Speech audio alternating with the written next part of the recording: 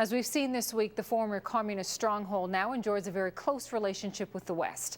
So how does a country go from revering Joseph Stalin to cozying up with George Bush? Our Stuart Greer has a look at the new Georgia. Russian soldiers continue to hold a firm grip on the strategic town of Gori. It's not only a critical junction in the heart of Georgia, it's also the birthplace of one of the most powerful figures in Russian history, Joseph Stalin. There's a museum here and a town square dedicated to the former dictator. But since winning independence from the crumbling Soviet Union in 1991, Georgia has found new heroes. The country has grown into one of America's most loyal allies. On the drive into Tbilisi, motorists travel down President George W. Bush Street. There's even a picture of George welcoming you to the Georgian capital, and locals are proud of it.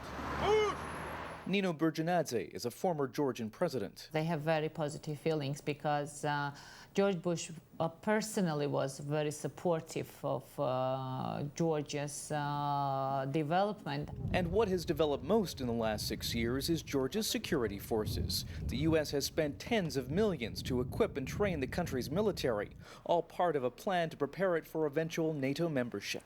And to show its gratitude, Georgia, until last week, had the third largest contingent of troops in Iraq at 2,000. That's a huge number for a country of just 4.5 million.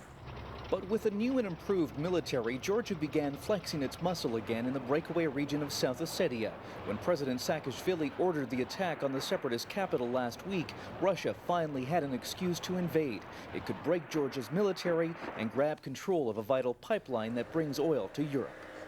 As humiliated Georgians wait for Russia to pull out, there is one hope that the crisis will have pushed Georgia even closer to the U.S. and NATO allies like Canada. The international community learned its lesson, so it should be more decisive in checking Russia. But that could also open a new era of frosty relations between East and West. Stuart Greer, Global News, Tbilisi.